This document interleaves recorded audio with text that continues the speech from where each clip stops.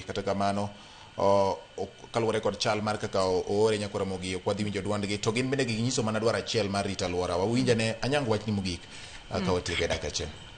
Erokamano Bati, kapok awacho wach mogik nitie penjo moro mapok waduoko.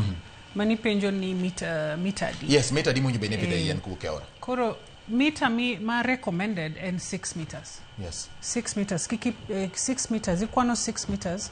Okigedi.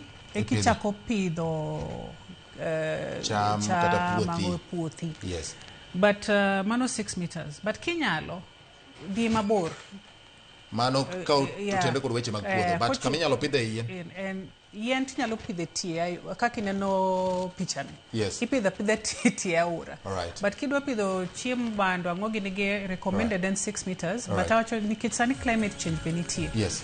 Koro ngeni sani weather patterns okinya lokre. Koro afadhali ipidh iwacho gani pidh mabor. But koro wach na mogik. Yes. Wapuonj nyithindwa. The coming generation kaka ginyalo rito aoche galwora.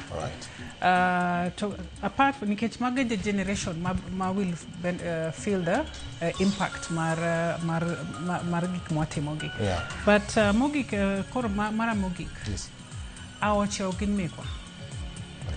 Gin mek Nyasaye. Nyasaye wan mana custodians. Nyasaye nomiyowa mondo waritgi. Koro waritgi maber. Nikech nyithindwa gi be biro.